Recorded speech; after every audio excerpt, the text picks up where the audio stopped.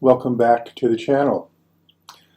This is a little video that I have been wanting to make for quite a while, and I've decided to finally do it because the thing I'm going to be showing you and reading to you is kind of getting out there now. And I have it in a lot of my books. I've certainly talked about it in all of my classes, and I always talk about it with clients when I'm consulting with them. But it's this idea of being the conscious writer. It's really become a force behind almost everything I'm doing. And I think the principle of it is a really important idea, a controlling idea, and an empowering idea for writers or any kind of creative, frankly. So I just wanted to share it with you in a formal way through this video. There's a link below in the description. I've made a really cool little 18 by 24 PDF that you can download for free, that encapsulates all of the 7 qualities of the conscious writer, as I call them. So you can just check below for that, and you can see a nice link there for you to download the PDF. But what I'm going to be doing next in the video here is I'm going to actually be reading off a teleprompter. So, because my tendency of going off on tangents when I'm talking off my cuff. I wanted to just read it because the thing I wrote is pretty concise and captures this concept in a very pithy way, I suppose. So I'm going to just read you from that document. Okay, so settle back. It won't take long. It's be a very short video, but I think it's worth your time.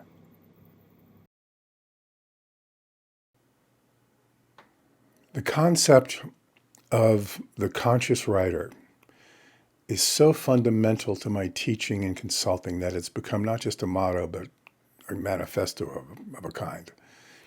It's something I would chip into the sidewalks or spray paint on blank walls under freeway underpasses if I could get away with it. That's how important this has become to me.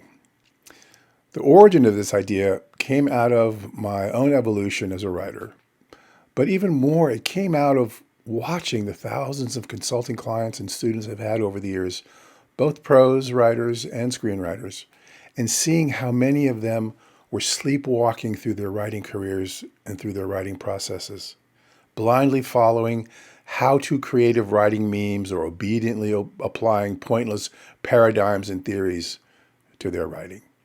This forced me to not only wake up in my own writing process, but to realize that everyone deserved to be awoken from their writing somnambulism or sleepwalking, and deserved to at least be given the opportunity to take back their creative power from whatever guru, methodology, or flavor of the month creative writing secret sauce thingy they may have given their power away to.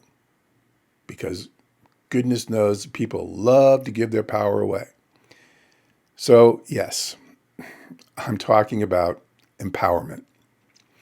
The word empowerment is problematic, of course, because it's way overused these days, having been effectively hijacked by the self-help and human potential movements of the 1980s and 90s. But empowerment means something.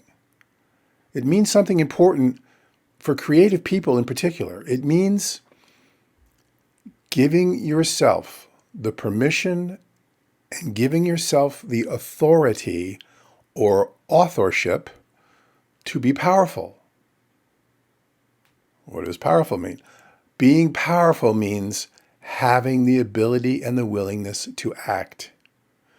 When you are empowered, you are giving yourself permission to have power.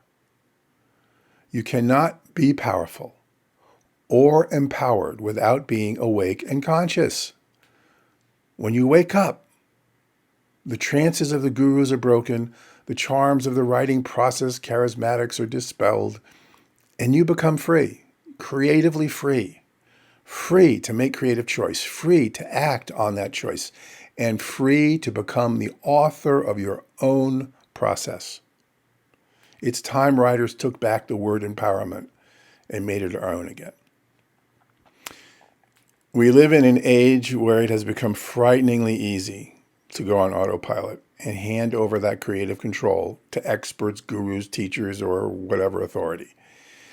Being a conscious writer is all about taking your creative power back and taking full responsibility. Let me say that again, full responsibility for your creative process, creativity, writing successes, and, wait for it, writing failures. Yes, even your failures. But that's the good news. Because if it is someone else's fault, if it is someone else's responsibility or something else's in the form of a process or a cookie cutter or whatever writing book you're reading, if they are responsible, then you're done. It's over.